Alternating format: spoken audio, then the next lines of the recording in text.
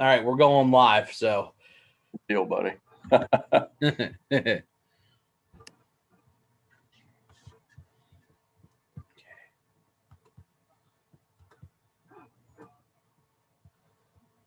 we're going live. So, there it is. Yeah. So, um, ladies and gentlemen, I really appreciate you guys joining us. We have Todd Nuzum of Sniper Chassis. I do enjoy your good old fashioned slogan over there in the background, picking them off one by one. Yeah. That's excellent. So I'm going to take care of. There it is. All right. It's always those little administrative things. So apparently, for whatever reason, you're literally not showing up on my screen, Todd. It's weird. Really? Yeah, I've never seen this. Ah, there you are. Hey. You don't want to see me anyway. I'm old and ugly. So Todd, what was the last time we saw each other? Wasn't that Super Shafty? Yeah, Super Shafty. You were sporting a collar, man. You were sporting the collar. Oh, I think you had that bright pink on or whatever it was. Wasn't it a hoodie or something? Yeah, dude. I'm pretty sure That's what caught my eye. Your logo, the team color, unintentionally. Yeah, the collar. Yeah. Yeah, I was everywhere to be seen. I'm a feminist. Oh my, it's all right. I just gotta behave myself. Some of my kids like to pop on and say hi every so often. Absolutely. So I know you guys have been working in the shop, getting some really cool stuff going on. So tell us a little bit about what Sniper Chassis is, and a little bit of history. What inspired you to create a different chassis? Wow, that's a good question. I started racing RC in 1981. Oh, I feel been involved. I've been around that long. Yeah, I'm that old actually. And I enjoyed all aspects of it. Crawling, I was never into. Of course, it came across later, but I was always, start off in 12 scale, involved in on-road and of course off-road and blah, blah, blah. But it was funny with the crawling aspect. I was at the local hobby shop and I seen this Gen 8 Scout. And I'm thinking, man, I had a Scout like that in high school. That is badass. I like that. And I just bought it. I just had to have it. And then it's just kind of involved. I started looking at it and said, what makes this thing work? Where's it getting its mechanical grip from and so forth. And I just started really getting involved and interested in it. And kind of involved from there, actually. I bought another manufacturer's chassis. I wanted to see what made it work, what make these things so good. Because, there's everybody's got, good chassis out there. But there was a few top of my list that I knew that everybody talked about and said worked real well. So I wanted to know what made them click. Mm-hmm. So of course, you can't reinvent the wheel, but I actually got them chassis and looked at them and did some measuring and see what made them work and see what I liked and see what I didn't like, and did my own thing with it. And that's how it kind of involved. Kind of put it on my software and see how they were different. Each chassis was different between the manufacturers. And I thought, I can do this. So that's how it involved. That's how I started to do my own chassis. That's quite interesting. Yeah. It really is. I'm not just saying that just to be entertaining. I've been involved with some of the input on one company's chassis. And they are, I got to shout them out. They are Northwest Scalar Designs. Mm-hmm. Their scattergun, their second version, has a lot of my input. Because I was focused on a performance aspect. And what I find interesting is your chassis right off the bat is 100% performance. Like, would you go on a Recon G6 12-hour with your chassis? Yeah, I would. Yeah. That's awesome. Yeah, absolutely. So what's I don't want to say what's the secret, because that completely throws the whole boats off of it. Yeah. But no, like if you were to as you consistently evolved, what is the one thing or a couple of things that you look for in like the version 2 to version 3 version, to improve your chassis? Mechanical grip. I mean, it's all about mechanical grip. I mean, you can't use aero, of course, to gain mechanical grip. So, we have one thing to do. We just got to get mechanical grip. We got to make it work right. You got to have the right anti squat. And, it's got to be a balance, low CG. There's a lot of factors actually, without getting too deeply involved in them. But there's a lot involved in it. It really is. It's just more than just a toy truck, for sure. Don't be afraid to go back, because most of those people who watch the interviews, they are I want to be nice and choose, but they're deep in the community, and their passion is building. Like they want to sit there. How do I get the best geometry on for this particular platform? So Right. they're nerds at heart. Right. It's software, man. You have to have the right software. I mean, I used to actually, a guy that crawls with me as one of my chassis, Bob Conrad. We used to travel around and run the modified and a little bit of late model circuit. So I actually was involved, and both of us actually was involved in helping design late model chassis. So I've had software for that for years, and 4-link, of course. So it all kind of anti-squats, roll centers, blah, blah, blah. It's all basically the same principles. So that's kind of how I kind of got involved in it. And it's kind of a little easier for me to figure out. All right. So you're pulling a little bit from your knowledge, from like literally a little bit of everything. Yeah. To kind of like create what is in your mind your perfect chassis. Right. Awesome. So I know you guys offer carbon fiber. Do you guys offer any other whether it's metal or composites? No, just carbon fiber. And see, at first I came out and I had a G10 version, but it just seemed like, everybody wanted carbon fiber. So I just went strictly carbon fiber. Okay. So have you seen any rigidity advantages with the carbon fiber, or was it kind of just the way the market pushed the product on that? I think it's market. I think maybe people think might be more rigid, or which is possible. It's carbon fiber. I guess it depends on the thickness and the material, but carbon fiber, everybody likes the look of it. It's a cool factor, might be a little weight, so forth, but everybody seems to like carbon fiber, including me. And of course, you got people like, Austin, just with his killer looking carbon fiber, purples and collars, it's awesome. So I think he does come out with some really cool, like some of that inlays. It's beautiful. There's still awesome guy. To say. Awesome guy, buddy, for sure. Yep. So, I mean, I'm looking forward, in the next year, 2-3 years. Would you say your chassis is geared for like one particular class over another class, or would it be, able to be used in different classes? I mean, clearly class 1 is out because it's carbon fiber, right. But, would you be able to build I assume you'd be able to build a class 3 on it, right? Yeah. Yeah, you should be able to build a class 3 on it. Yeah. When I build it, I just put class 2 strictly in mind on it. But on the Evo 2, I took in consideration, as far as a lot of the portals are becoming popular. Of course, you got different heights with the portals and your rock jocks and your axles and stuff like that. So when I did the link locations on it, I took all that into consideration. So if anybody's, curious if you can put a portal on the back, yes, you can put a portal on the back of it or front. So that's quite interesting. Now, so like kind of, I know portals are the big craze right now. That's the way the market's kind of pushed.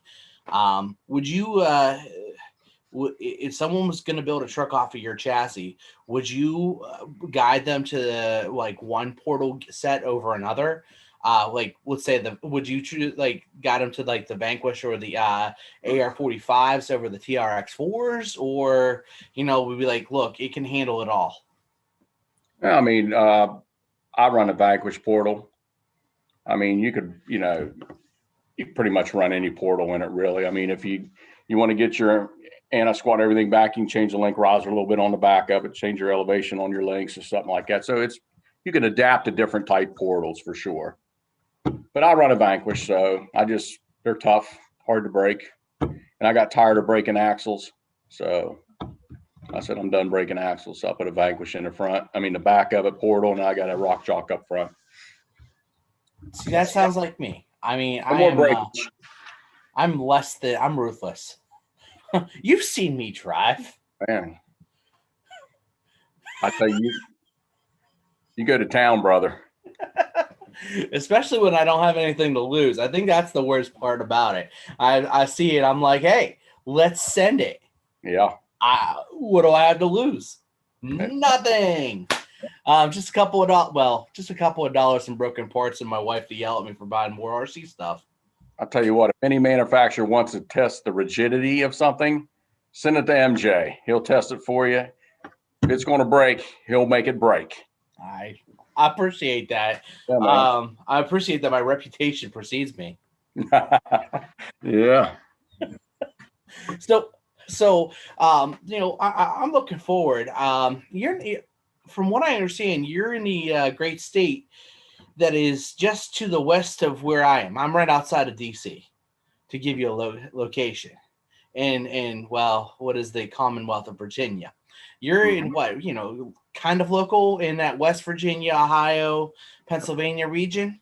At West by God, Virginia. Yeah, I'm right. I'm 10 minutes from Morgantown. I'm just right, kind of upper northern part of West Virginia. I know where Morgantown is. Yeah, I think a lot of people do. Yeah. Not for those reasons. No, I used to go down there back in the day when I was young. We used to competitive swim at WVU. They had big events. Yeah. Nice. Back in the day. So it's not for those reasons. I went to Slippery Rock University, so that should say enough. We used to have a nice off-road track up there at Slippery Rock.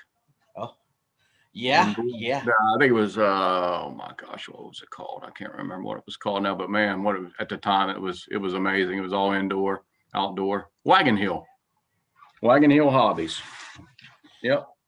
Yeah, that's a little before my time up. Yeah, I know. I'm kind of show major a little bit. Yeah, you know what though? You know what? I gotta shout him out. He's not too far up from Slippery Rock. It's a solid hour and a half. But then again, to get anywhere decent, we gotta drive anyway. But I'm 3 hours wherever I go. Right, RC Addict has a nice little indoor and outdoor course, and Ryan's. I went up and we visited Ryan up there for a little bit, and he showed us around. We played around. He adjusted the course. He's like, "Hey, these lines look a little too hard. Let's make it a little tougher." Grabbed the Bobcat and Kubota and just made them tougher. So send it. It's awesome. Yeah, I've seen that. I need to get up there sometime. Everything's about 2.5, 3 hours for me. I go to Jim's RC and killer facility. Outdoors incredible. The indoors even cooler. He kind of caters to every class, really. He just enjoys people being there and crawling. He just loves it. But that's a cool place you really need to check out also. Where's Jim's RC over at? He was going to Bolivar. It's right below Canton. Yeah, Canton. Yeah, somewhere not close to Canton, somewhere in that area. It's Bolivar's, I think, is where it's at. Sounds like what I need to do is take a trip to Summit and make a detour. Yeah. And then what do you think about AJ's new place, man? That's excited. That's going to be killer. Yeah. So our viewers know, within this area that you can really go and do a little bit of a drive and actually have a lot of fun. Right. So our viewers know, AJ Outrun Super Shafty. He is in the process of building a giant indoor course for U4 rock crawling, all kinds of. It's going to be an RC shenanigans haven with a small shop and all that. We actually, I'm part of a small little local club. We have a course. It's roughly about an hour south of where AJ's location is. It's in Winchester, Virginia. Yeah, that's not far from me either. No, if you have time on December, what is that? Hold on, let me look at my thing. I'm sure you can enjoy our lovely governor for a day. December 5th. Toys for Tots. The entry fee is literally just a toy. Bring, about a $10-15 toy, or so, or if you want to go bigger, go home, go for it. We're running class 1, 2, and 3. Right. And we do pull some very, very reputable drivers. Like the competition is no joke, and the shenanigans are 100% real. Yeah, I was about ready to go there, and it seems like every time I make plans to go there, always something comes up. And but I'm definitely going to make it over there because, man, I've seen that course and it looks nice. It really is. I will warn you, if you want to break something, our drain pit has a reputation. That's the only place that's actually, I've only broken there once in the past 2 years on the same truck, and I've done very little maintenance to it.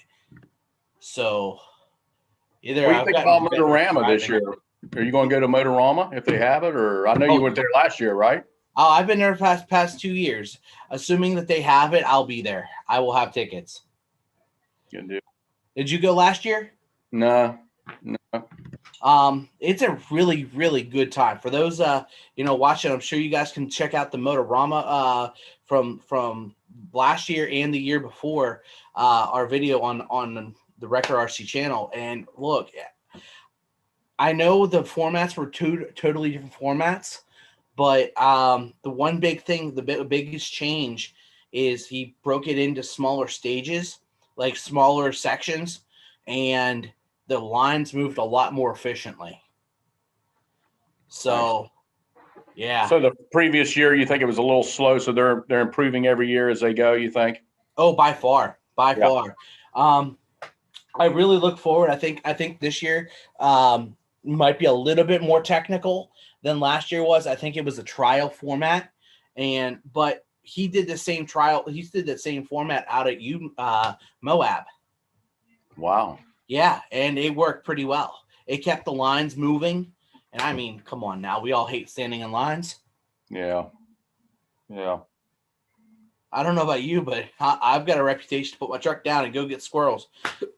Right. Oh man. They have so much going on. You've got to.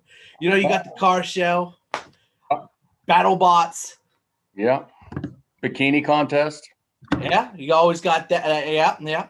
Also the racing, motorcycle racing.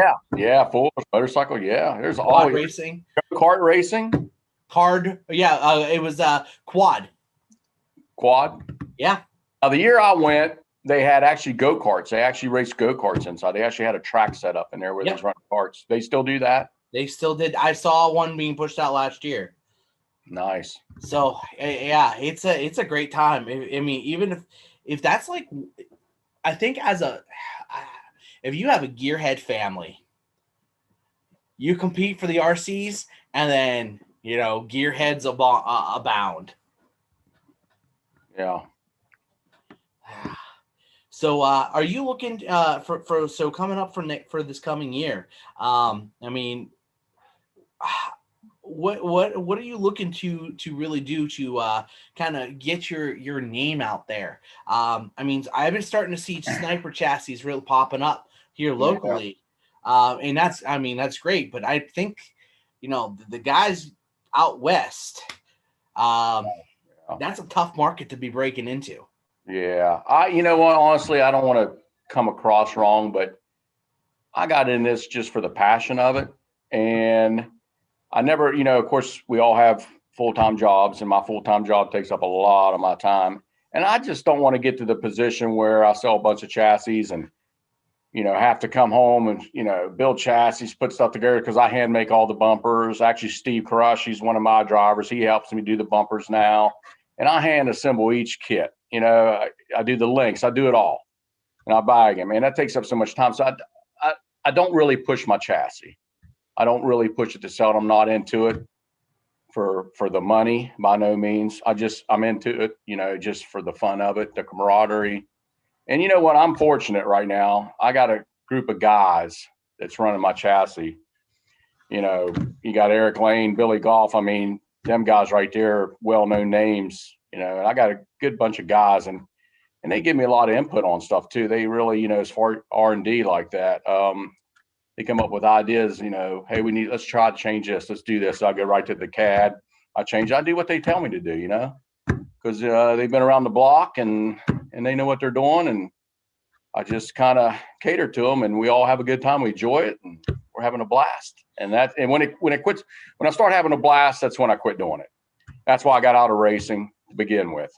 I got tired of the BS and it took all the fun out of it. So this to me is so relaxing. It's family oriented. My he's starting to get a little bit of a bug on it. So hopefully he'll get more involved in it. Nice. So that's the reason why I do it. I don't do it for the money, man. I really don't. See, and that, all right. So as a hobbyist, I like to support those people who are in it for the passion. I'm not trying to be not trying to be like that guy, but if you try and notice, like, a lot of the stuff that I like to build, I like that one-off. I know it's got some true handmade love into it. Mm-hmm. Like I've been starting to get into playing with my own bumpers. Real simple, take some some brake tubing, which I have down there, and a little piece of metal, and just pop a couple holes in it, call it a day, right? Yeah. I don't have a welder yet. It's on my list to purchase. If a second stimulus check comes, by no means am I not going to buy a welder. There you go. It's a guarantee. Like I told my wife. Oh, it's coming, buddy. It's coming. Don't worry. I'm to that point where there's a use for it. Yep. My father and I are back and forth with it. We're like, I've had 3 people in a row, and I'm going to now count you as 4, giving me a little flack about not having just even a simple welder.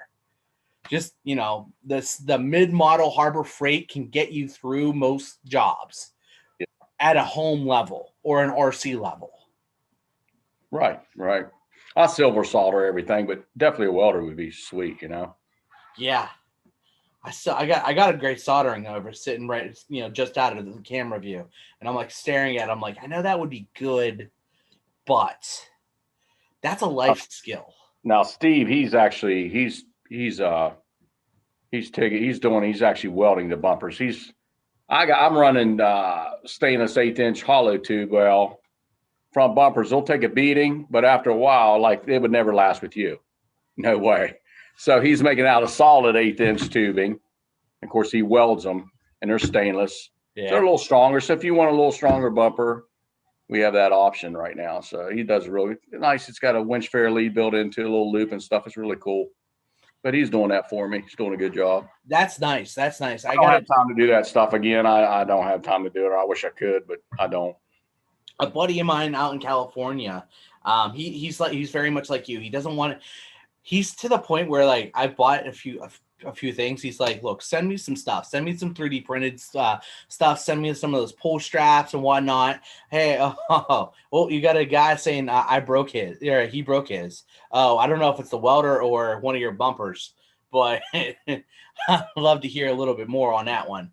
But I'm really kind of at that point where, like, I know what I'm looking for, and I think that's the big advantage. Once you start getting, you're able to cater to the market of the guys who know what you're looking for, versus like the ones who are kind of just starting out, trying to get a feel for what's out there and just a feel for the hobby and learning how to drive a truck, versus like you have a specific thing in mind. Your drivers have a specific thing in mind.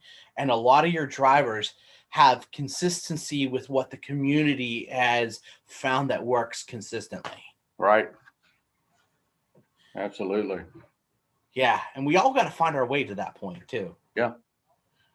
Man, I'm not tooting your horn by no means, but I'll tell you what, man, what you're doing for the sport right now is just incredible. Nobody's really done this, and man, I wish you the best of everything, man, because I'll tell you what, it means everything to get it out there around people and get people involved, and what you're doing is incredible, man. It really is. And that's why I wanted to be a part of it. Not really about pushing my stuff. Like I said, I don't care about selling it.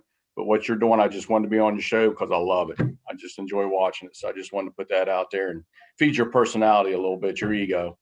Hey, look, my ego is what it is. You know, I get sent, it sends me back, and then I get yelled at for the wife because I just spent more money because the person already ordered before I get home. We hear that. And we both have first grade school teacher wives. I know, right? That's, you know, if I were to turn my laptop just right, you could see her virtual classroom. Oh, there you go. I prefer my virtual classroom, which is every so often I actually go down to my shop. You know, got the tools. I got the right tools for the job, and you know, my job allows me to show other slightly tinier humans to how to do some things. We got a couple guys. Yaman, I haven't seen if you check the chat line as well, I've got a couple of these gentlemen. Eric Lane said he actually broke his bumper, by the way, Todd. Did he? There you go. Yeah. Hey, there you go. That's why I got Steve, man.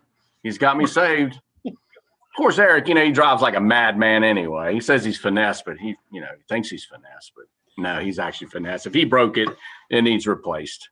Is he three-quarters of the shenanigans that I pull?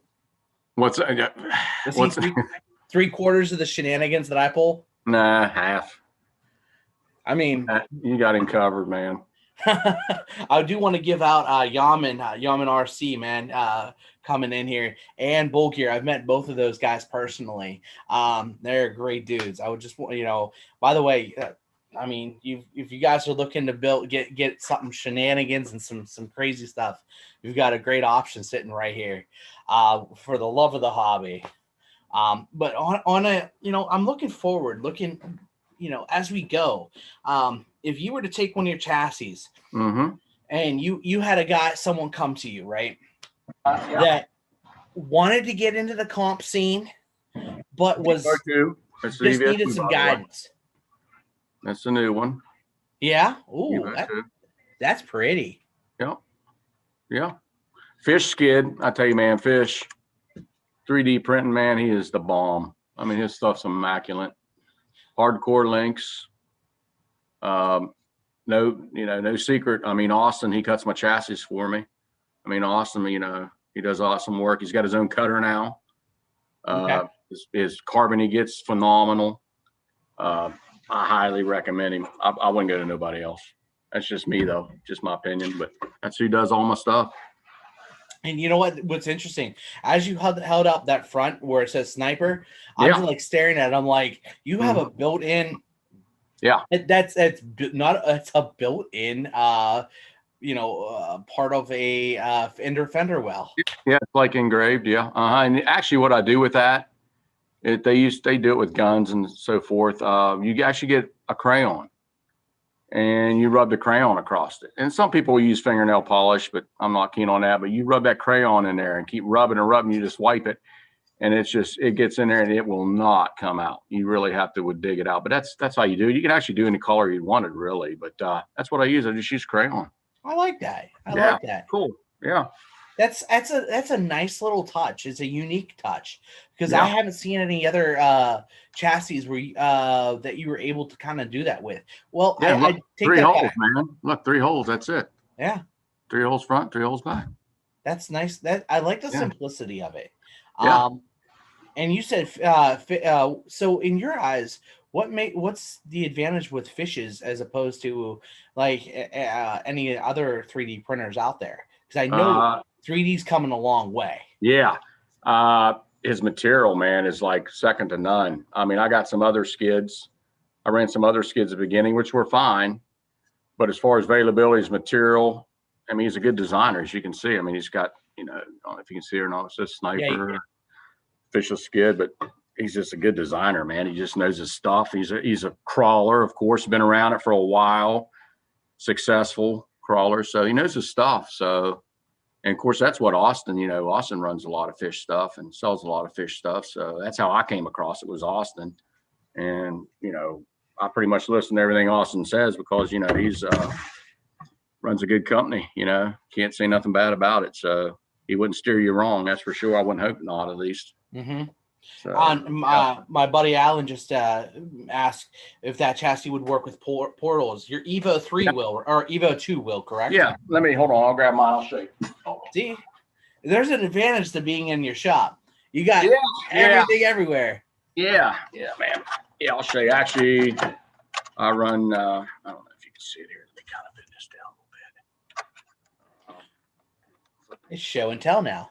Yeah, show and tell. But as you can see, portal.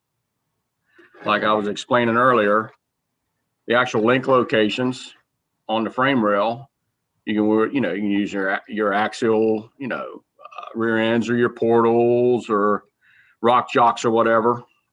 But this chassis will actually work with portals also. Now I run the rock jock up front, but you can also run a portal. And but yeah, I don't know if you can see it or not. It's hard for me to see while I'm doing this, but as you can see, there's plenty of trying to get the cameras backwards. It's plenty of droop with a portal, of course. Yeah. Plenty of suspension travel. Yeah, and like I said earlier, with the portal, some of them are higher, of course. Well, you can always go with the link riser, and you can adjust your anti-squat and your instant centers with your link risers too.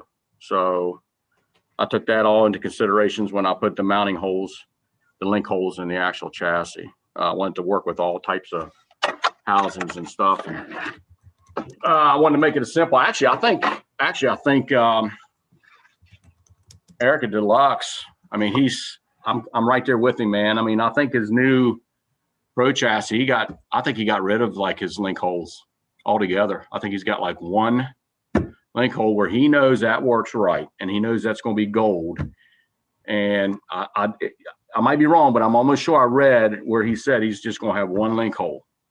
That's interesting. The thing I notice a lot is you see a lot of chassis with like a lot of holes. I'm sitting there going, wow. I mean, this is, it might tend to confuse people. And I just want to try to make it as simple as possible and functional. That's the thing. You know what I mean? Yeah, no, I totally agree. Keep it simple, stupid. Simplicity. Right. So you will tend to get lost. You will tend to get lost in the anti-squat holes for sure.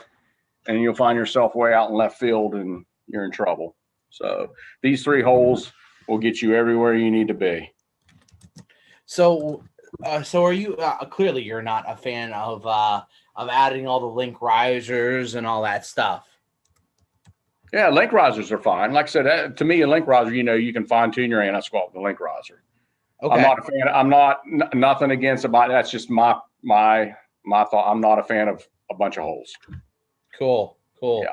So there it is. So do you have a website, or are you strictly on Facebook? Just Facebook. Yeah. Okay. Cool. I'm sending a link over to my buddy Bull Gear. He's asking for it, so that way he's good to go. Not fancy. So I'm looking forward, to how do I want? Let me rephrase the question. You have a new guy coming to you who wants to get into the comp scene. Okay. What if he asks for your, like, what do I need to buy for a truck to just work? I know it's going to need tuned, but something that I can put together and start testing and tuning myself. Like, what would you recommend from axles on down the list? I mean, we could go 2 routes, budget or spare no expense, or we could say a little bit of both. Yeah. I mean, it's a no-brainer. Just get a set of axle, AR44s, or even the element axles, good axles, if they got a budget, and just start from there is what I'd recommend. Honestly, I mean, there's so many good servos out there. Tom, 3 Brothers, incredible servos. That's, of course, I run a few Todd, 3 Brothers. I'm not brand loyal by no means. I've been in that route before. I don't want to be tied to one brand, so I kind of got away from all that. So whatever I like, I just get and try, and they all make great products now. That's what's nice about this. Holmes makes a good servo, of course. high tech, etc. So you just got a lot of options out there as far as price wise. So whatever their budget is, that's the way I would kind of point them to go. I said, hey, if you got a big budget, let's do this. You got a small budget, let's start here. So that's what's nice about it. You got all these options as far as price wise and range, and they're all good stuff, really. That's true. Really good stuff. That's a very good point. I mean, like, even let's go back 2 or 3 years ago. When I first got into the hobby, I was 3 years ago or so.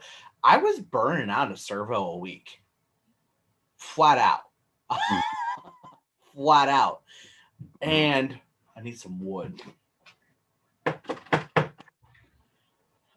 My servos have been on fire, and I have not killed one in my class 2 or class 3 over the course of 2 years. You have or haven't? Have not. Nice. Now, do you run 3-wire or you run 2-wire? I mean, what do you run as far as? So I'm running. So in my 2 let's just say 1-wire, 2-wire. I'm my only my 5-wire. So for those who don't know what we're talking about, direct power is a Reef 777. Yeah. And my other ones in my comp trucks are the Reef's Raw 500s. Mm-hmm. That's something I've never tried as a Reef. Never have one. Man, I'm telling you what, like I've another great option. So in full disclosure, I am one of his drivers, but I will tell it straight as it is. I've had his 555, 444, and a whole bunch of those servos. My favorite by far, if I'm going to put one in a truck right now, I'm going to buy a Raw 500. If if I need big power to sling 2.2s or like a super shafty on those sticky rocks, 777 in a heartbeat. Right. I have not had any kind of issues. No, did you drive the class 3 event at Super Shafty? No, just strictly class 2. Okay. I try to enjoy it. Like I like to go watch and enjoy and watch people. So I just run one class. I don't want to make it hectic. So I just kind of sit back and enjoy the whole thing. Okay. Yep. But you can attest, like those rocks were like glue. Oh yeah. Yeah, very grippy. Yeah, like I think, I really think my tires were overly grippy. I think for next year I'm gonna run the gold. The golds, or I'm gonna purchase a set of silver KLRs. Yeah. I had Predators up front, but I think I needed G8s in the back just to free the back end up a little bit. It actually had too much grip. You know what I'm talking about? Yeah. So I agree with you. Yeah. Yeah, I was running reds up. I was running reds all around. Yeah. Just too much. I might go with the red, keep with the red, and then go with the gold in the rear. But I mean, oh guys, hey, what's going on, Truckheads? But what an event that is, man. That event is so much fun. If you haven't been to that event, man, do yourself a favor and go to that event, because the atmosphere, that place is just cool, man. You hit it right there. Oh, it's the atmosphere, the people there. Yeah, you'll have a couple of high emotions because that's just, we're human. It happens. But like, you sit back, you give them 10 minutes, and it's good to go. You see a lot of kids, you see a lot of families. A lot of kids. I can believe the kids this year. Dude, those kids were awesome. Amazing. And they were smiling, laughing, having a blast. And that to me, man, that's what it's all about, brother. Yes. You got, in the end of the day, these are just toys, RC toys. You got to remember that. I get it. We got a lot of money, and I got a lot of time and money in this stuff. I get it, but we do it for the fun and the passion. So if the kids see us yelling, fighting, bickering, dude, you're just ruining the future for it. You really are. Yeah, I'm totally with you. Like what really kind of pushes me is like the ability to take one of these, grab it, and go and just have fun with my tiny human. She's starting to get into it a little bit more, but she's more like, oh, that's kind of fun. Let me go over here. And I'm hoping she'll want to spend time and go comp, but, we'll find out. Right.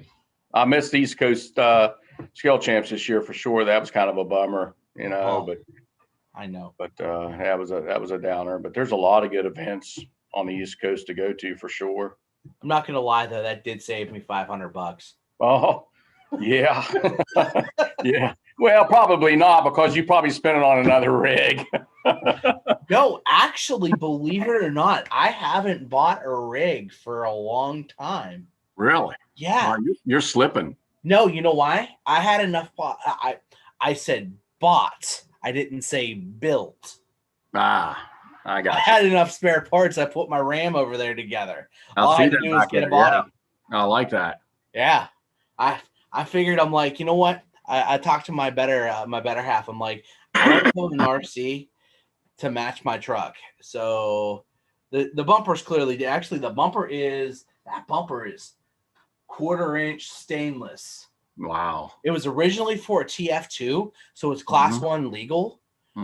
But most people don't know a TF2 bump, like that TF2 bumper is the same width as a TRX4. And it fit that bumper the way my buddy Mike Dooley out in California made it. It fits my 6x6. It's like perfect the way it fits around that Mercedes front end. And I mean, it's a little bit off on the RAM because it needs to be brought in a little bit more, but it still works. I had that thing trailing hard on 3.55 tires. So do you ever see yourself, I know you're a big scale guy, but do you ever see yourself getting into maybe possibly Sporty or Pro or anything one day? Does that spark your interest at all, or are you just strictly your scale guy? Well, I am your performance scale guy. How about that? The only scale truck I have is that TF2, and I've got a D90 chassis sitting right here. That's it. Everything else is performance. Gotcha. So I don't want to say no because I've never actually driven one. Don't. What? So I assume that's another rabbit hole. Yeah, big one. Deep rabbit hole. Yeah, don't do it. It'll ruin you, brother. It's so much fun. Listen, I enjoy it. I love Class 2. Don't get me wrong, but it's just insane what they'll do. It's just sickening. It really is. So Eric Lane, man. I mean, when it comes to Sporties and pros, man, the dude can drive. I mean, he was showing me lines and their front dig, rear dig, and the stuff they do. It's just so incredible. Oh, you just said Farmer. You watch Farmer. I mean, Farmer's another guy, man. I mean, just incredible with the pro and Sporty, man. Just enjoyable to watch. I've seen Courtney drive. I know he and I have had some shenanigans out on the Book of Faces, but everybody has some shenanigans on the Book of Faces. But yeah, by the way, Erica is over here saying, come to the dark side. We have cookies. Oh, I can't see where everybody's commenting, so I don't know how to do that. But yeah, I didn't know he was. I didn't even know them guys were watching. So, but yeah, I tooted your horn for you there, Eric, and I didn't even know it. Yeah. So. Yes. So I mean, he's actually in Florida right now, crawling. How would you like to be down in Florida right now, crawling? He's in Florida right now. I would be very jealous. Makes me I just watched. Yeah. So look. A buddy of mine, I've been participating in a series called the Camel Toe, and it's my buddy. I know you've been giggling. Dude, I can't help it out. I know. My buddy Hippie, he's out. He's not too far from what is that? Winchester, and he's on a mountain, man. And their soil is it's like sand. Like he's able to dig things out pretty well. And then he's like, hey, MJ, can you come over here? I'm tired of digging. Just put your KLRs on there and just dig for a little bit. You're a Voodoo Guy, ain't you? I hear that KLR. You and Eric Lane would get along great. Yeah, you know what's funny? He said that. If you look very closely, Todd, you'll notice and notice that it's not I love my KLR M's. Yeah, we have enough terrain around here. My 6x6 has it. That's my only truck that has pit bulls on it. No, I lied. My only pit bulls are the 419 PBX ATs. I got a pair of Voodoos. I got a pair of the Voodoo unicorns up there. And I have like six sets of the KLRMs. Nice. Hey, you like them? They work for you. They perform for you. That's all that's important. That's exactly it. Whatever works, man. Like I said, I'm not brand loyal. Whatever works. That's exactly where it's at. If I could find, for my style driving, Right. I have found Proline just not. You need be a little bit more gentle on the throttle with the Proline. No Those more Voodoos, finesse. I've been able to hop rock to rock like a freaking frog. Yeah. Between that and I don't even was it was either Three Brothers or Holmes, but it was definitely a higher horsepower motor that was able to get that torque, and it was a solid 6-pound truck. My buddy was like, "Did that just happen?" I'm like, it did. Yeah. Speaking of motors, are you an outrunner guy? Are you brushless? What do you like? What's your preference? That's where it gets fun. Let me look. You know what? I'm kind of going. I mean, I got some outrunners. Yep. But man, I'm an old brush guy, man. I mean, we used to cut the calms and cut the brushes and break them in, for years and years. So I'm kind of enjoying the actual smoothness of a brush. But then again, outrunners are pretty sweet though too. A lot of people don't like them, but you would be surprised. I like them. I mean, I got a Holmes outrunner.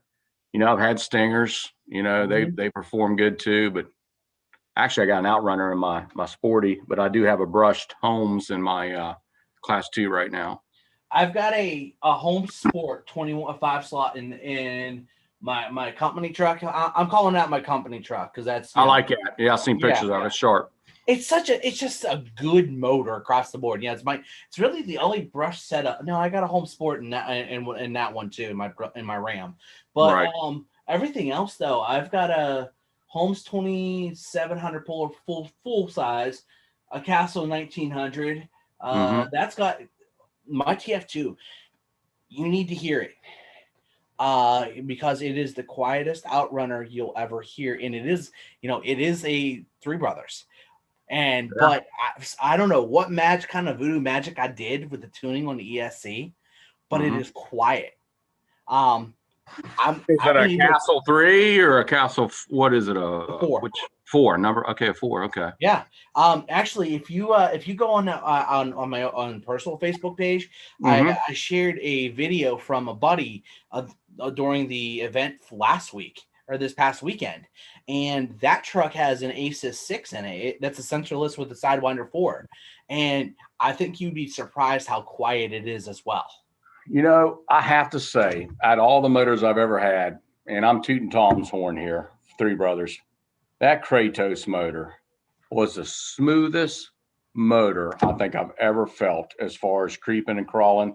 And then, of course, you pull the throttle, man, kaboom. You know what I mean? It just lights up. To me, man, that was the best motor I think I've ever owned. Let me look, Todd. My father has more Kratos motors. Actually, I think almost every one of his rigs has a Kratos motor in. Oh, they're sick. I mean, them things are just sick smooth. And of course, I talked to Tom at Super Shafting. Of course, he's got some other things in the work. I mean, I don't know how you can improve over something like that, but if anybody can do it, he can do it. So I had him on last week. He was teasing something too. I've seen that, and I need to get back and I need to watch that. Yeah. The only downside to that another great guy, man. Another great Kratos is it's heavy, but if you think about it, that's a point of improvement you can make because that really is. It depends on where you put the motor. It could be an advantage or disadvantage. Exactly. No, that's true. That's very true. I'm running that Aces 6 on both of my trucks, and that's a Kratos just without that sensor. And I'll tell you what, Todd, I've been having some really good luck with that. Just the right tuning, because I know it has that cog, right? Because it's sensorless. But if you throw a quick little curve before you go to your 20 over 30, I'm talking like a 2% curve. It goes up pretty quick. It smooths it out.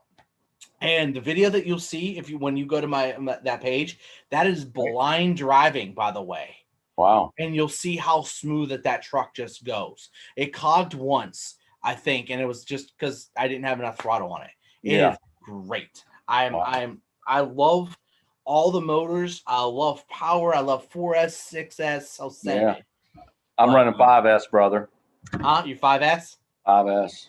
Yeah. How big of a pack? Well, that's a secret though, but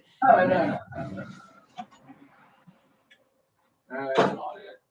There we go. 5S. I can 5S. imagine the shenanigans. Look how small. Look how small. Oh man, that's 5S here. That's why a 465S. That's why you can get it. That's like a a 1300 3S. Again, Austin put me onto that. Which makes sense. I mean, the more voltage you run the motor, the cooler it's going to run. So, if you run, especially brushless, so of course, the more power and more torque, and somebody like you would really enjoy a 5S. Yeah, I like. We pulled a BRX-01, a 2750 Kratos, and put it on 4S and pulled some wheelies with the most scale truck that they make. I want to put it on 6 actually. Ooh. Yeah. Yeah, 5. I mean, Eric, he was giving me a hard time. He goes, Nuzum, you're gonna break it. And I said, buddy, I got Vanquish axles, so I'm good to go. So I ain't gonna break anything. So that's right. That's why I went with 5S. Well, good thing he didn't tell me that. And honestly, I don't know if it's just me or not. It seems like the voltage, which probably would make sense, it's easier to get a little bit smoother down below. Like that smoothness as far as the throttle response down below with more voltage. That could be me. Tom would probably know more about that than me, but that's just my feeling on it. It just felt like it was smoother with that 5S. It's not just that. I've also noticed with the C output. The higher the C, the smoother of that voltage. That smoother operation you get with a sensorless truck too. Yeah, I've kind of noticed that. Because I've got a. Actually, I have a Holmes over there, an 1800 Outrunner, and I noticed like if I had one of the cheaper, like the Horizon, I'm gonna throw them under the bus for 10 seconds, but the Horizon batteries, they work great, but they're definitely not a competition style battery. Yeah. I noticed it was a little more jittery than I went to like a 100C or a 75C output. Mm-hmm. So that might have something to do with it too. Hey, why not? We could open that question up. If anybody knows more about it, we'd love to hear. All right, hey Chris, you're very welcome. So I'm looking forward. So what kind of builds you have going on in the future? What kind of builds? Yeah. Actually, me and Billy Goff, we've been kind of beating our heads off the wall a little bit. We've been talking about it. We're actually going to go with a 4-link chassis mounted servo with the bell crank. And I don't know if I already got the bell crank down. We've been talking about this for a while. I don't know if I got the bell crank where I can show you, but actually I don't know where it's at. But anyway, you realize you're going to make every dude happy. The panhard bar, along with the bump steer, etc. So we're kind of playing with that for the future. No time soon, but we kind of been playing with that. I mean, we did the last changes to this Evo 2, so hopefully, probably around mid-December, late December, I'll be getting them out there and selling a few here and there. Whoever wants them, and one of them deals. Like I said, I'm not a big pusher. It's funny. Sell them, but that's gonna make every noob happy because everybody goes through that. Can the 4-link suspension work on the front? Absolutely. Well, I mean, if you're able to get that worked out, that bump steer.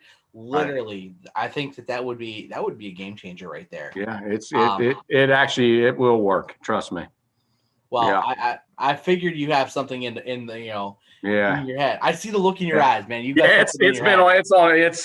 on the CAD. So I mean, the servo, like I said, the servo is going to mount, a little bit toward the front, down low. So the servo is mostly on these class 2s, as they mount kind of high along with the winch and stuff. So it'll be a lower mount. Like I said, it's something we're playing with. I don't even know if we'll ever come out with it, but that's why we're having a blast doing this. We're just having fun doing this, and that's why I enjoy it. And when I quit enjoying it, that's when I quit doing it. So I hear that one. It was funny because that's what allowed me to get into the hobby was I had a small business in an industry which well, the platform of YouTube and Facebook and Instagram are less than friendly with, with a particular amendment to our Constitution, and I got bored. I was doing great. I'm still getting. It's been a year, Todd. I'm still getting phone calls. Hey, you still make these? Yeah. I'm getting texts weekly, but Right. I got bored. Yeah. My ADHD won. Right. I get it. So I totally understand exactly where you're at. If you stop having fun with it, yeah, we just have a good time with it, and it's fun. I just enjoy getting on the CAD, changing things. Then I'll get on my suspension software. I'll play with holes a little bit here and there, and see what they do and see what they change. And it's just fun. It's just something. It's relaxing for me, for sure. Gets me away from my real job, and gets me out of the stress zone. I hear that. I mean, clearly, you have a nice shop to kind of also the man cave to de-stress and. Yeah, man, this is definitely my my man cave for sure. Yeah, I enjoy coming down here, and then you can't see it, but I got drill presses and stuff over there and stuff. So, but small, but they work. Everything I need to make or build something. See, that's my. I'm actually going to be going to Home Depot here once some of the prices calm down. Get a little bit of building material and finish insulating my shop down there. Nice. I think that's the last thing that I need to do. I've got an air conditioner. I've got heat. I just need to finish the insulation. Yeah, nice little setup right there, actually. Is that where you work on your stuff? This is well, when it's super cold out because I don't have insulation in, or it's super hot, I have a little table that I work on. But once I'm able to get that and I can take care of it, I'm going to get myself back out there. Spend a few evenings and make the alarm system that my wife put in for as a tracking device. Have that work out back into her favor. I'm going. It's funny. I'm going to throw Billy Golf under the bus right now. I don't know if he's watching or not, but anyway, he kind of tickles me because he's got this killer garage, and all he's got to do is put heat in it. But Billy will go in his house and he'll just put stuff on the floor, on the carpet, and just like build an entire vehicle or truck on the carpet. And I don't know how he don't lose nuts, bolts, or whatever the night before the comp. God's honest truth. And if Eric's still on here, he'll vouch for me on that one. I don't know how he does it. I gave him a hard time. So you got this beautiful garage, man. Put you a nice bench out there, heat it. I don't get it. Nope. That'd be killer, wouldn't it? Wouldn't you love to have that? Dude, I'd be absolutely down. Look, I killed for having what I got out there right now. It's a 21 by it can fit a small car. It's one of those 254 square feet. We played the zoning game and got it approved, so that's why I can talk about it. So I totally understand. Eric's saying that's true. Yeah. Oh, Billy, if he's watching, he's laughing right now. That's for sure. I give him a hard time all the time. He'll go when we have like comps of gyms up there. He'll go up there and he'll bring a vehicle, and it'll be in like 50 different pieces, and he'll just like put it together the night before a comp. Me, man, that is nothing but stress. I have to be ready like 2 or 3 days before comp. I mean, ready. Where I can just sit back and look at it and don't have to touch it. Man, I don't know how he does it. See, I'm one of those, as long as I know I got all the parts, or if I can pirate an extra part off another truck. Right. I've been known to do such a thing. There's a reason I keep a full set of spare element axles around and spare TRX4 axles, so I can do a little swappy. Here's a question for you that probably everybody want to know. Out of all them vehicles you have, what's your favorite go-to vehicle? Crawler. Depends on my mood. Just if you had to choose one, just one, which one would you choose? That's a tough one, isn't it? It's tough. That's so tough. Yeah. I don't. If I want one, got your tongue tied. I'm gonna stare and look at them. I'm digging the green one in the middle of the gray and the green one. My 10-3. Yeah, that's cool. Yeah, that was actually built to be a trail truck. It can clearly take care of a comp, but as a backup vehicle, no questions asked. But that was built as a trail truck. Yeah, I would probably either go with that one or my Ram. Yeah. Now, what's the Ram? What's the chassis on the Ram? What is it? The Ram is a TRX4. It's a sport, but it's been extended to a Defender wheelbase. I got you. So it's a 12.8 wheelbase, but it's 419 tires. So it, even though I have the portal axles, it's still tiny tires, and it'll make a bit of a difference. And then this one though, that's the KLRM's on down the list. It's a company truck. Yeah. I'm not sponsored by them. I just love them, but I just love those tires. But it's yeah. I mean, oh, by the way, man, hold on. I got a plug here. That's good. Actually, man, look what I got hooked up. Yeah. Oh yeah, Carry All RC. I love it. Man. Yeah. You even got the pink X, brother. Yeah, man. Oh yeah. Yeah, he hooked me up. Yes. Nice pack, man. I actually got one. I actually got this one. I got a pack from Awesome, which I like a lot. So I got 2 packs, so me and my boy can both have a pack. But yeah, man, I wanted to I know that you're sponsored by him, so that's why I wanted to kind of give you a plug on that, man. These are killer packs, so yeah. I look through the Camel event. Apparently, I got one of my middle-sized humans that has me throughout the year. They found out that I have a YouTube channel, so they like to pop in every so often. So quick shout out over to Alex. But yeah, they I think it was very recently. I did an event and I was so happy I didn't have to actually open my bag outside to get the wheel nut for the required tire change as part of the event. Right. It didn't break. Yeah, you got to change the tire. Yep, I got you. The truck didn't break. I was so happy. And it was, by the way, I had never shaken it down at all. It was hot off the bench. And I did forget Loctite, my rear shock.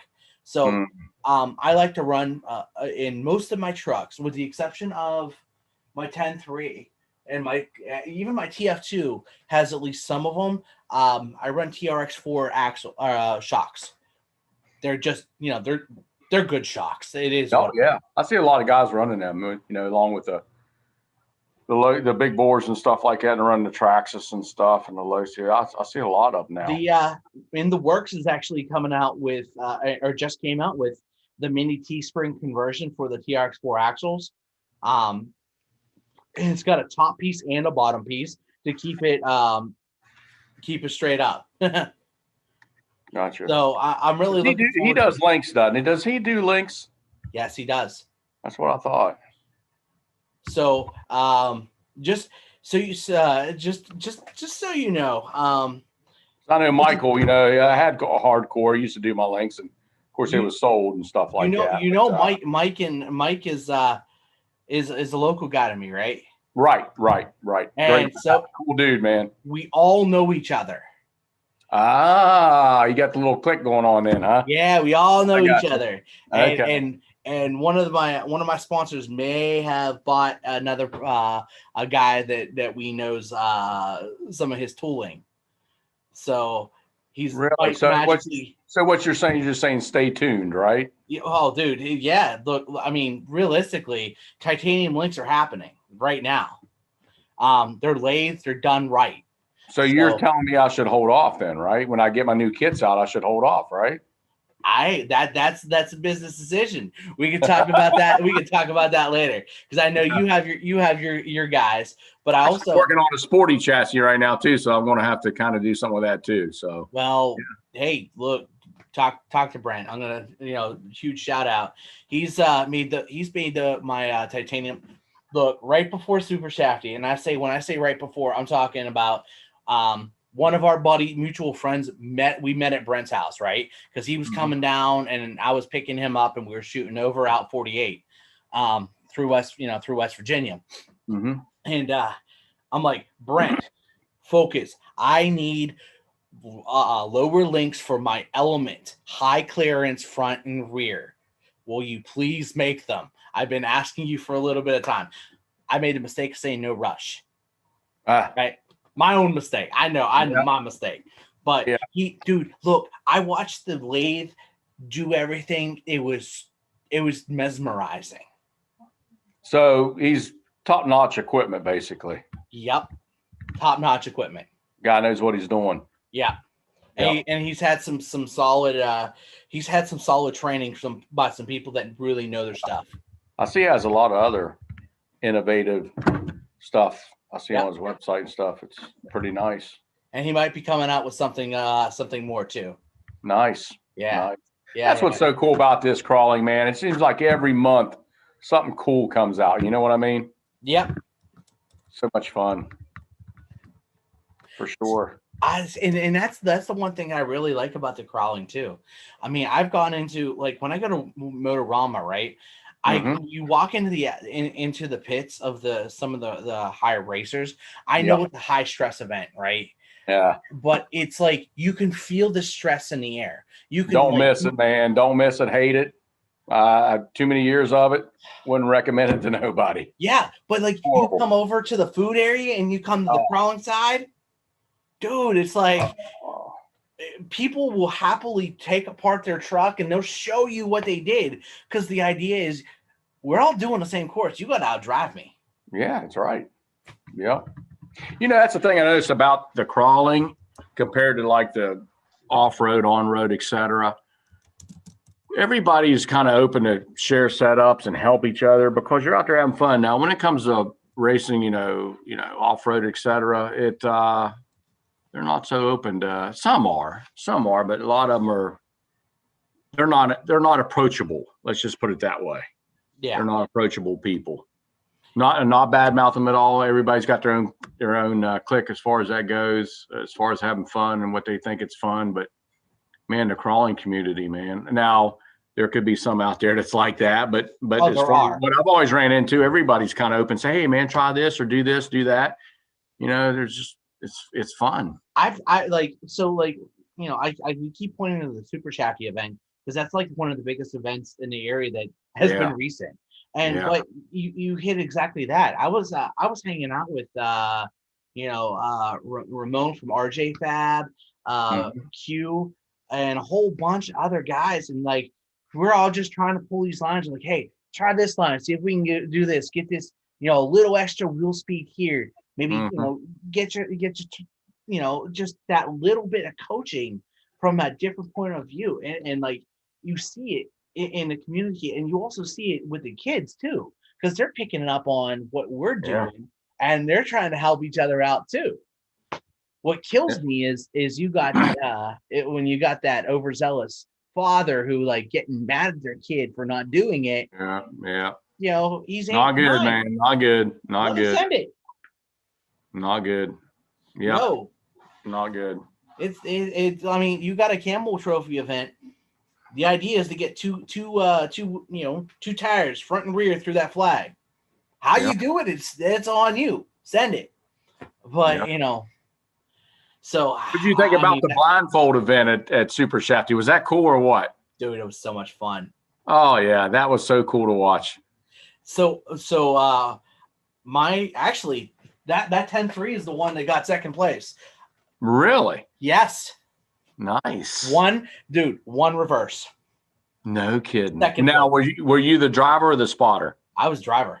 Really? Yeah. Sweet. Good job, man. Spotter, dude, my spotter was money. He was all up in that, constant directions, and they were good directions. Right.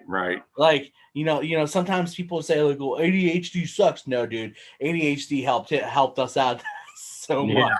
Yeah. That whole event was just a fun, dude. I mean, last year was fun too, but man, it's going to get better every year.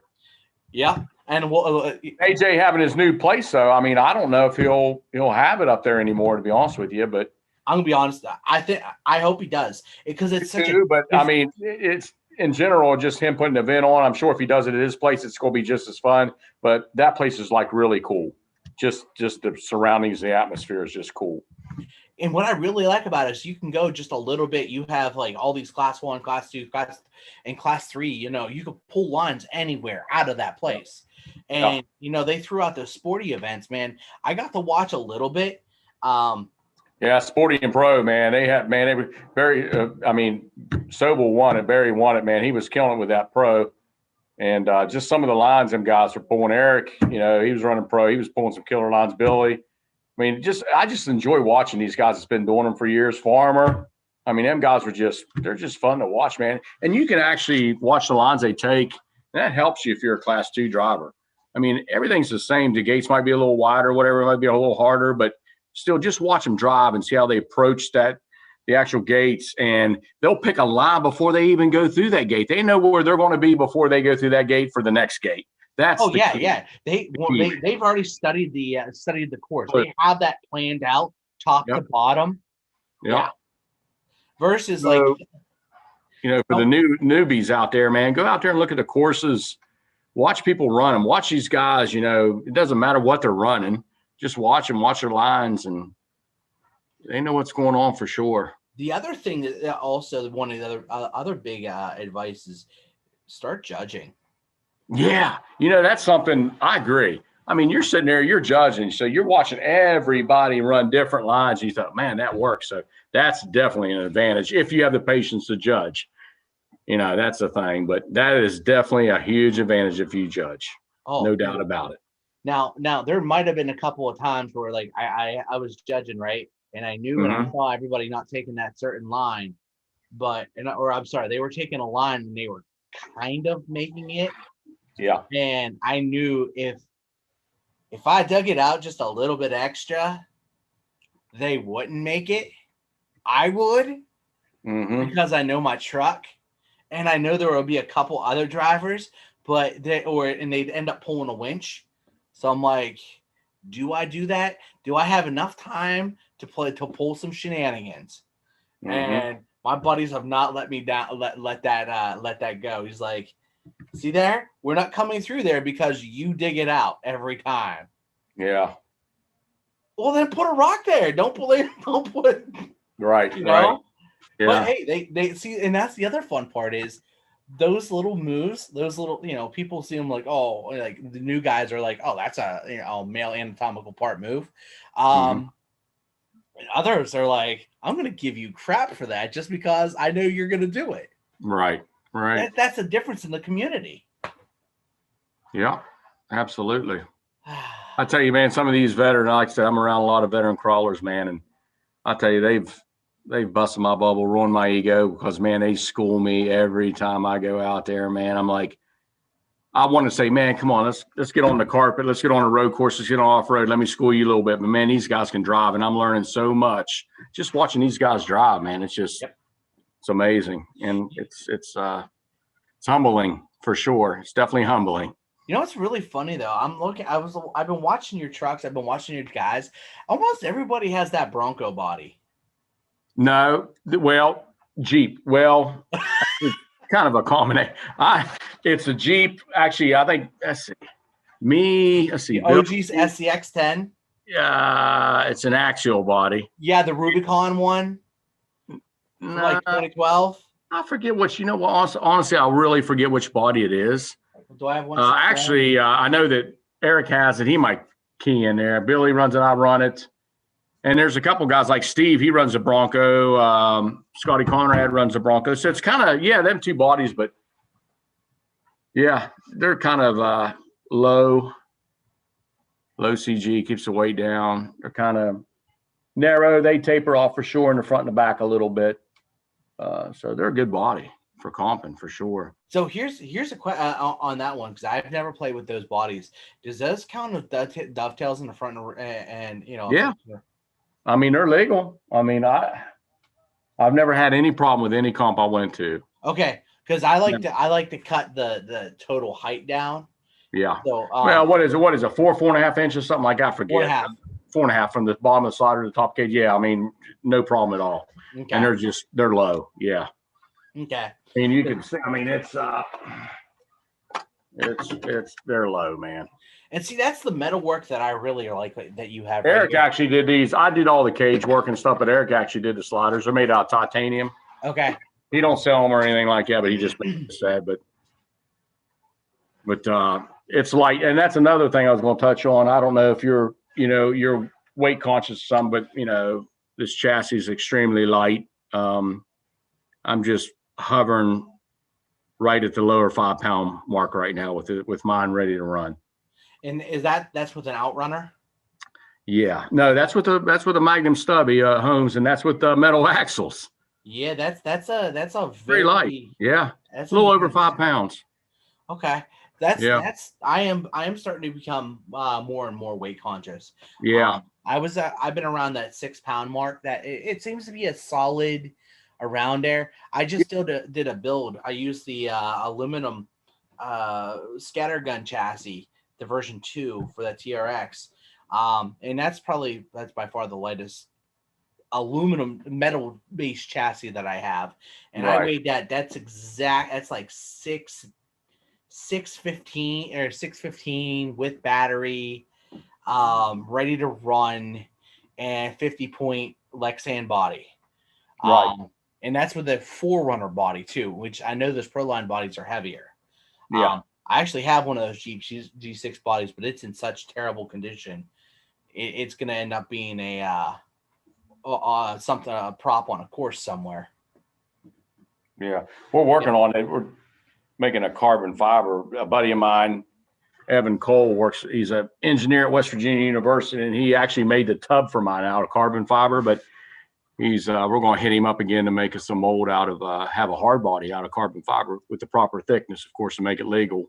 But that's something else I'd love to get him to do, and I think he will if I get him motivated enough. But I think it'd be kind of cool, when we get hard body points and carbon fiber, it's light, Why bother painting it? Because that would just. I wouldn't. I agree.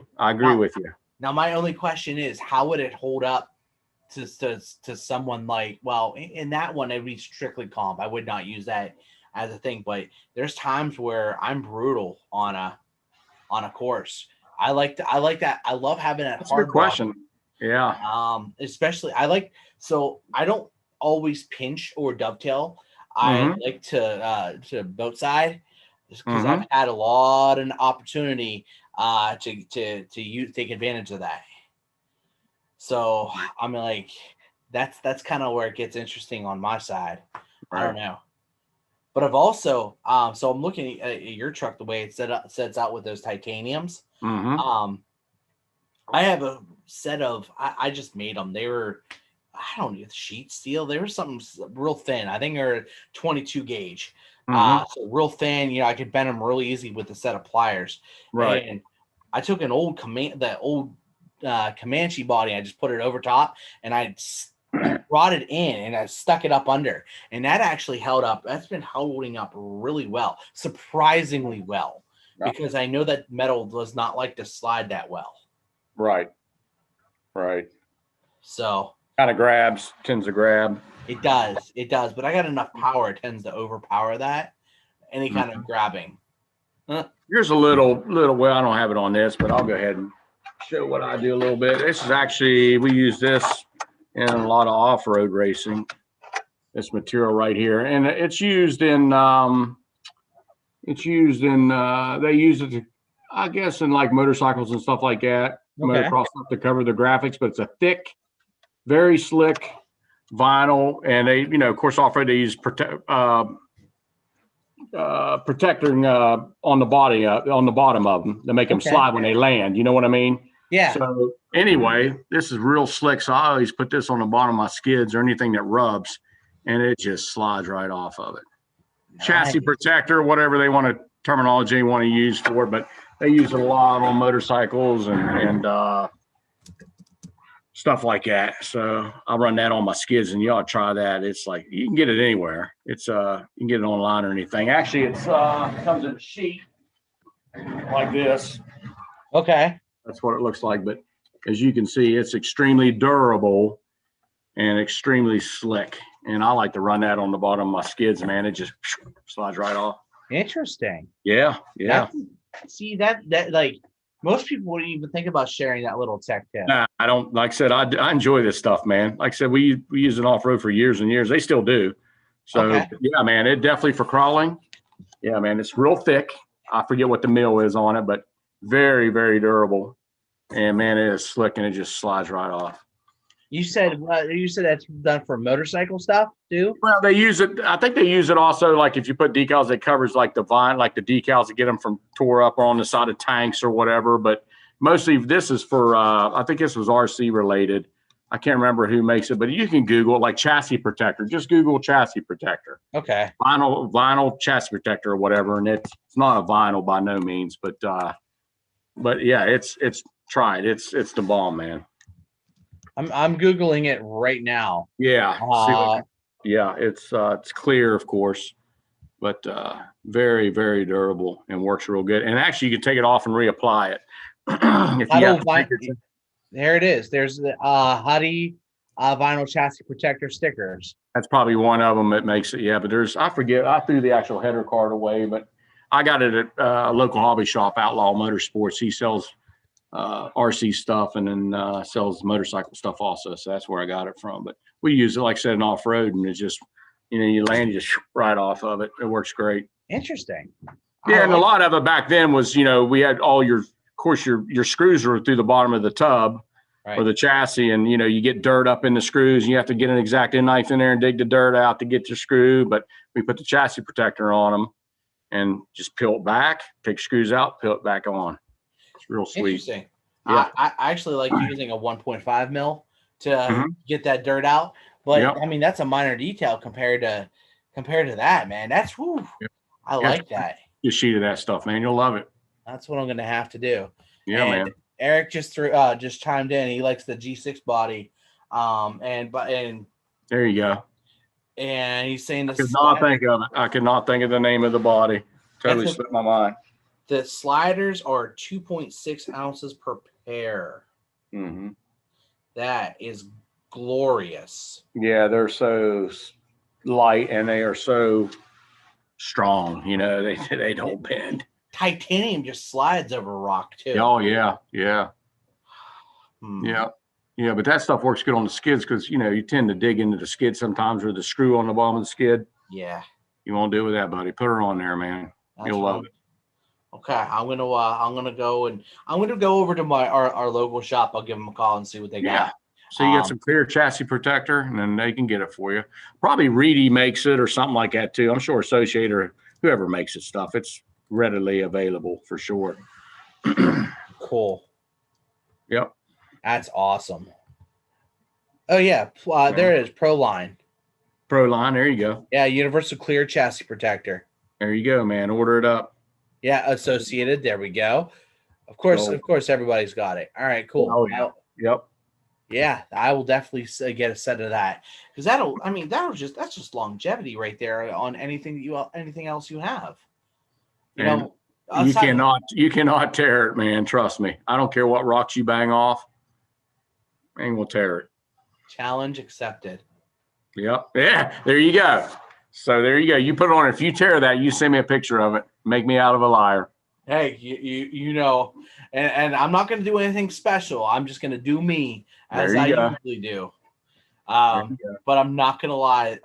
The CNO Trail up in Maryland has some super gnarly rock faces, which I enjoy. So if it's going to get torn, it's going to get torn on a 40-foot drop coming down as it's tumbling. Because I made a mistake. Well, I don't know about all that now. It might damage on that, but I don't know. You got me on that one, buddy. There's been more than one time where I've had that truck fall 30 feet. One time was into a creek. I get sick. It at least landed in the creek bed, and it was a running creek, so there was a little bit of cushion. It also landed body down. So that way the body took the brunt of it. It was a sport body. It didn't even break. But the entertaining part was how I had to go get it because my little brother-in-law was with me and I didn't have any swimming trunks. So we made do with what we had. I got you, man. It was an entertaining day. He's like, I don't believe this happened. Thank God this is before he got a cell phone. I hear. Oh, cell phones are killing these kids' lives today, buddy. Oh, I'm Including human. mine. I know. Unfortunately. Yeah. Yep. Yeah. But yeah, man, this is give you another sneak peek here. That's Evo 2. Now I will say that this is prototype first came out. I eliminated this drop down section right here. The bumper is now mounted from the top of the tray. So this is all gone now. Okay. That allows more, clearance. Of course, my chassis are only 65 millimeters wide.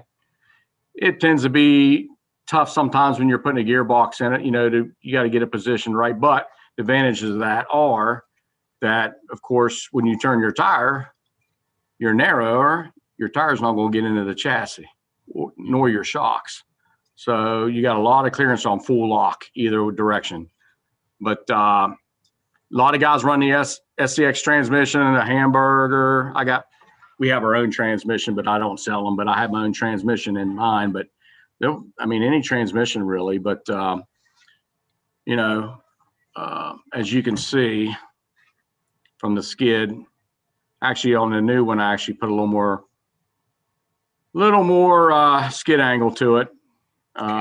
As you can see, the transition. Of course, the links ain't down, but when the links are that, actually, let me get this. You can see. Let me see if I can get it. You can see. Oh yeah.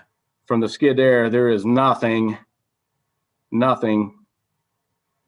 See what I transition from your skid all the way back. Nothing to grab, nothing to hit, as you can see. What I really like is not having your that bottom mount of your drive shaft exposed. Right. Yep. So anyway, yeah, man, we're happy with it, and it's doing real well. It's working real well.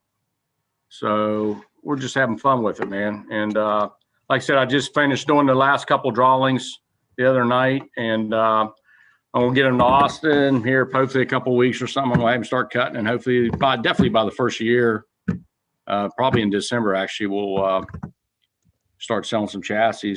And Fish is gonna make me some skids, some cross braces, and yeah, that's about it. And of course, maybe in the works links. I don't know. I need to kind of see what's going on there. I'm kind of torn on my link situation right now, to be quite honest with you.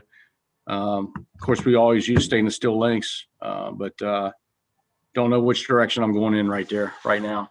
Here's the beautiful part. And my wheelbase is a little different than everybody else's, so we'll definitely take some different links. Here's the beautiful thing. He does stainless steel and he does aluminum, Darylin, stainless steel, and titanium. Let's see the titanium. Yeah, as you can see, I mean, a lot of guys don't, but I run 3/16 bottom. I don't think you can see it, but I run 1/8 inch top. Okay. So I run a real small top, but our kits come in all 3/16 stainless. Yeah. But it'd be nice to have an option if somebody wants to spend the money extra. They want titanium, they can have titanium. Because I know Michael did that. If I want titanium, he'd give me titanium for sure. I was really bummed out when Michael quit doing links, man. I really was, because he was so good. But yes. I'm sure, like I said, what you're saying, it sounds like he'll carry the torch of Michael's torch, and hopefully it'll be the same quality. You know what I mean? Well, he's putting his own twist on them, which is always a good thing. But I know that there's some coaching here, little here and there, and and that's the beautiful part. Like, it's not all right. So realistically, someone learns how to do a lathe. Yes, you can figure out how to make a mistake or a lathe or links, because you can read a digital caliper. You can get a good set of calipers, read them. They're not hard to do. Theoretically, let's just but it's the setting up of the lathe. It's that minute finesse that is really important. And and I mean, one thing that I've watched with my buddy Brent, he and I were sitting there figuring out a forward motor mount for an Element to work with an Element chassis directly. I know one other company has one, but we sat there for a lot longer than I probably should have, because I got yelled at when I got home. But it was totally worth it, because I could take my drive shaft, move it over on one pin, and go from 30% overdrive at the transfer case to 0, which makes the truck completely trailable. Yeah, and like you said somebody else has got something else. And listen, we're never going to reinvent the wheel, man. Everybody said, oh, they popped this, they popped this, they popped that. Yeah, well, you know what? It's just like any type of form of racing in anything. There's always somebody out there going to look at your design. They're going to try to improve on it, good or bad. And so, that's what makes things, that's what makes competition, man. Try to make things better. So that's cool that he's doing that. Everybody has their own thought process to make things better. So that's what makes the world go around, buddy. You know what I mean? That's like Tom. I mean, on the servos, he just thinks, hey, man, I need to do this with my servo. I want to make it better. Damn, Tom, you got a good servo already. Why would you? I can make it better. You know what I mean? It's just that good thought process that keeps the ball rolling. Yep. And here's the other. The other side is the pure innovation that's coming from what products are available to make them better. And you've always essentially, and we described our the talk as of last week as having, you got Tom, Reef, and Holmes, the big three. And they're the Ford, Dodge, and never met John. John's got great products. I never met John. Got some of his products, of course, but never got the privilege to meet John. But another great product for sure. Well, you're looking at the Ford, Dodge, and Chevy of RC. Absolutely. I mean, flat out. The only thing that Reef's missing is motors. So if you want to throw in a Castle in place of, of that, there you go. Right. That's that. I mean, it's great to see, because you see all three companies pushing each other, and that's what I really like. And by the way, we have a question over through the chat saying, I can't find someone talking about Class 1, what you can or can't use. There is a video actually describing the differences with Class 1 and Class 2. Class 1, you basically keep your frame rail stock with whatever truck you need, whether it's a TF2 or a C-channel frame. That is what is, and shock hoops that are physically removable off the vehicle, so nothing is integrated as part of it, as like a one piece. So you have to have bolt-on shocks. They can be plastic or metal. That doesn't matter, but that's the big difference. And they have to be just fronts, because there's trucks that are legit on the rears that don't have to have that. So it has to be front bolt-on shocks. You ought to have a weekly, I know you do your blog every week, but you ought to have a weekly, whatever the terminology you want to use, questions for like new people that, you're pretty knowledgeable on stuff like that. I think that would be something that would really help people just getting into it, instead of, because I'm telling you, man, you get on Facebook and you ask some questions at some of these sites, you got some of the veterans out there, and they'll sit there and they'll bash them and they'll just totally turn them off, man. And to me, man, that to me, man, you're doing it no good, buddy. I'm sorry. I know you've been in there. I know you know it all. I know you know everything, but you got to realize we were there one time too. We started from the bottom too. We didn't know anything either. So you got to remember that. And you got new guys coming into this sport, and they're sitting there asking a legitimate question. Might be stupid to us, but it's not to them. And they're sitting there bashing them, man. And they're just turning them off. And that totally wants to turn them away from the sport. That's why I think somebody needs to actually have a good, something where people can ask questions and get a good response without getting bashed on. That burns my butt. That's a really good point. Well, actually, it's funny you say that. The last weekend, my wife took Tiny Human somewhere, and one of my buddies came over. He had a question about one of his trucks, and we were working through it at the track. And then, we just decided, all right, let's pack up. We're both getting really mad. Come on over this weekend, and we're gonna do it. And I guess he worked on it during the week, got it right, but there was a few things that he still needed to get that little extra tech in. So we popped down to my shop, got everything good to go, had my tools, and then we played on my course for like 2 hours. That's awesome. And that's what I love right there. Is he wants to learn. Yeah. Yeah. So, and listen, all these companies sells chassis, motors, servos, etc. Listen, man, if we don't have new people coming in this sport, you might as well kiss your businesses goodbye, because they're going to go bye-bye real quick. So you have to cater to the young generation. You have to get them involved in it. If Right. not, there's no future because, hey, every day we get older, brother. I mean, it is what it is. So just keep that in mind. A lot of these businesses, they realize it. I'm sure they realize it. But if you ain't got the future, young kids, we ain't got nothing, man. I know. Done. It's with anything, it's with anything, really.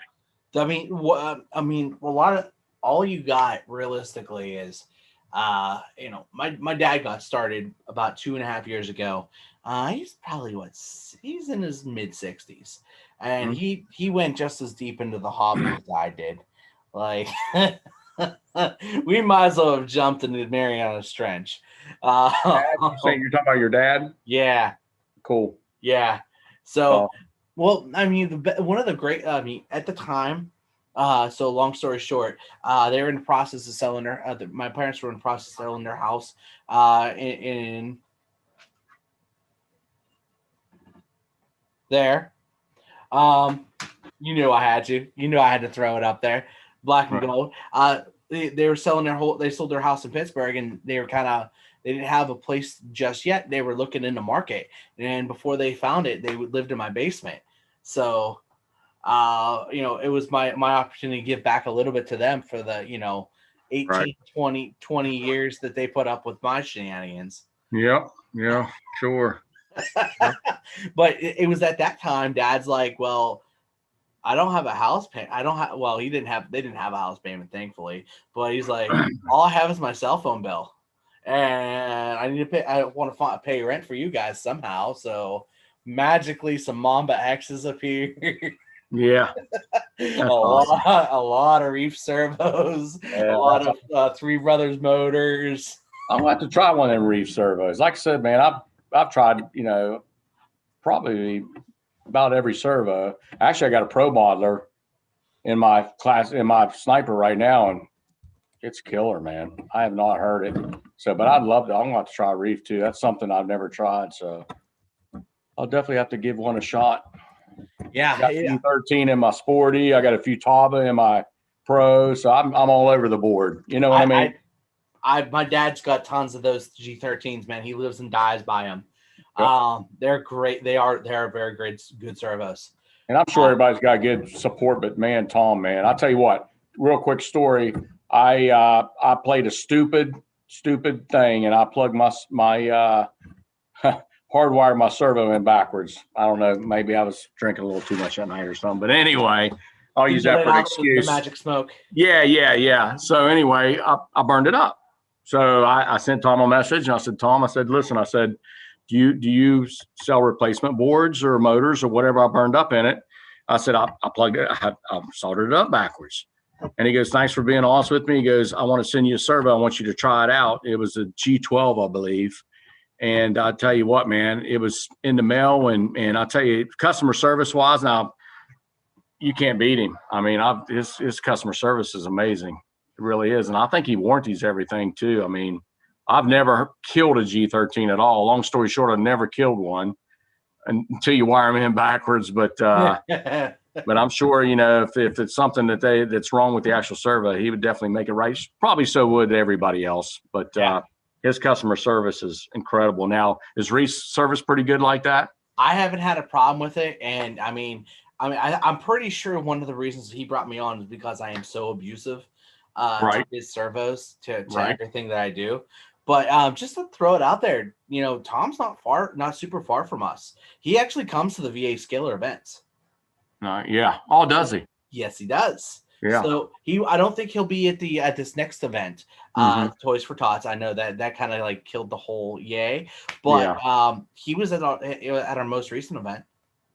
Nice. Yeah, he did really well. I do notice that he does kind of go to he kind of supports a lot of stuff and goes to a lot of events and stuff. Like he's definitely shows his face everywhere.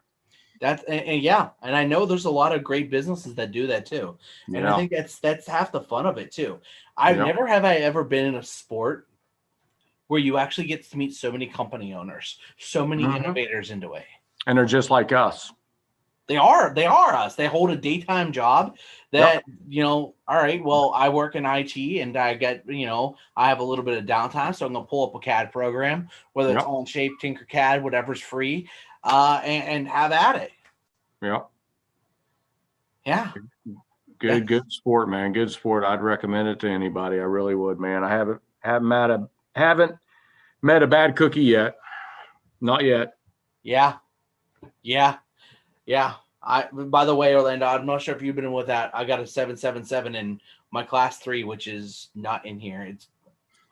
What's that new, that big heavy? Was it a raw something? Is it 777 is top, and then they got a 9 something or something like that? Okay, so he does have a 999. Okay, that's what I thought. Legit. Yeah, it is not for sale. I've seen one in person. He only made like 20 of them. Oh, okay.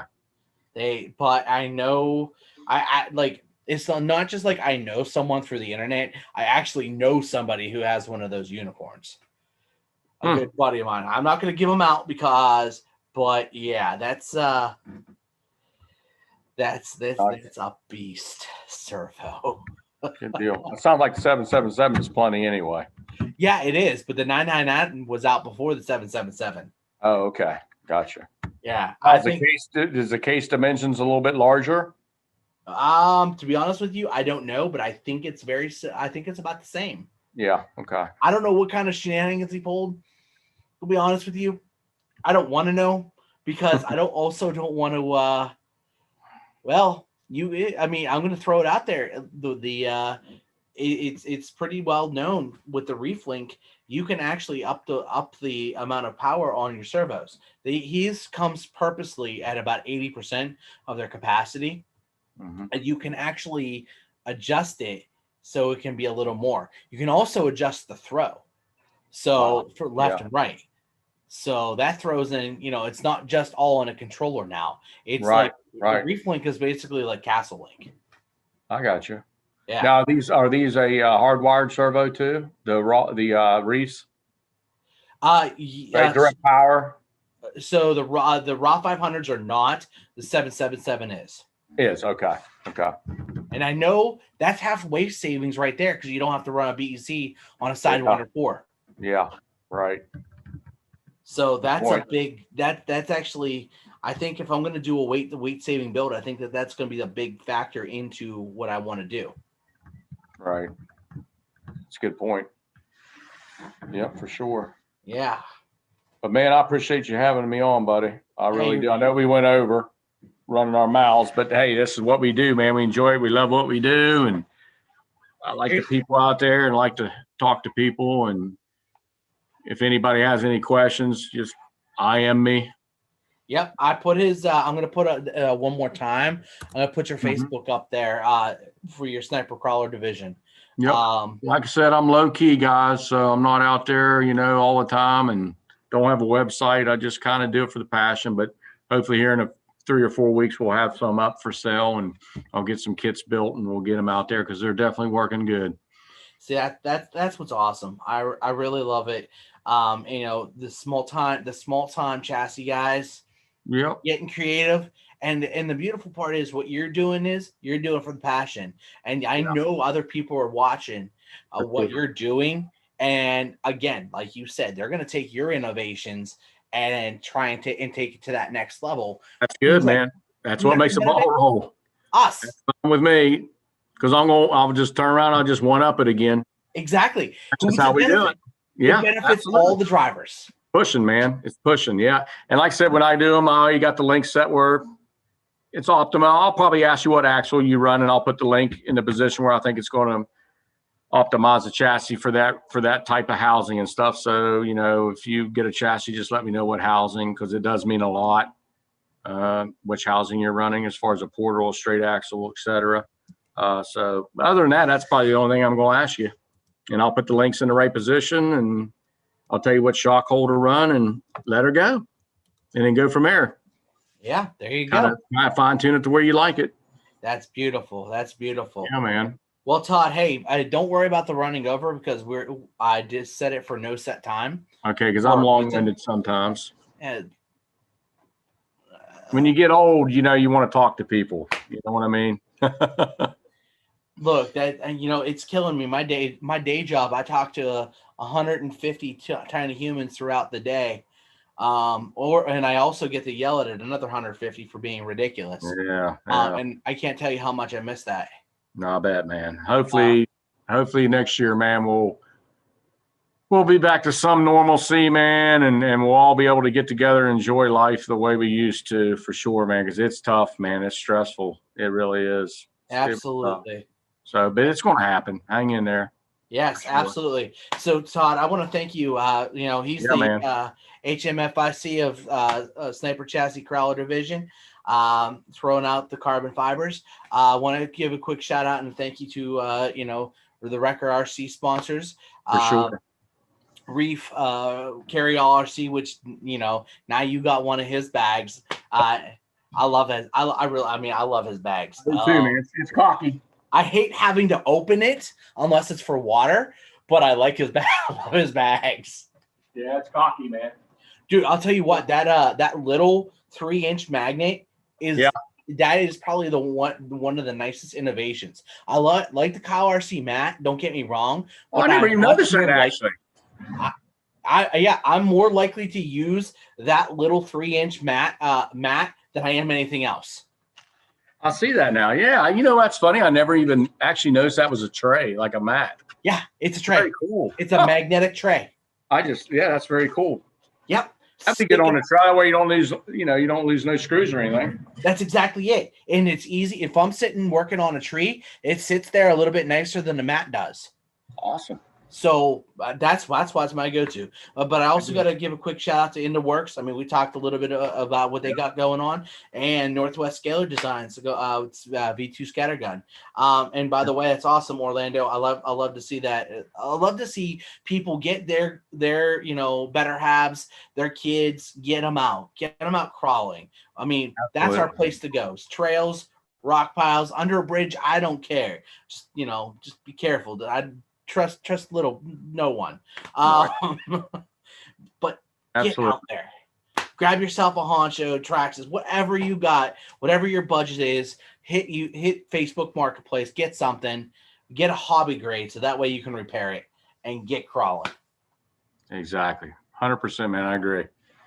And I'll definitely get a hold of you when I got a couple other things working. So when them come up, I'll get a hold of you and we'll get together again and BS for another 2 hours. I love that idea, man. I love what you're doing, man. Keep it up, buddy. Seriously, you're awesome job, man. Awesome job. I appreciate it. Much appreciated. You're the best, man. Good deal, man. Good job. You're Todd, welcome. It has been a pleasure, brother. You too, man. Hope to see you very soon. Yes, that is the goal. And ladies and gentlemen, thank you guys for joining us. We're gonna cut out.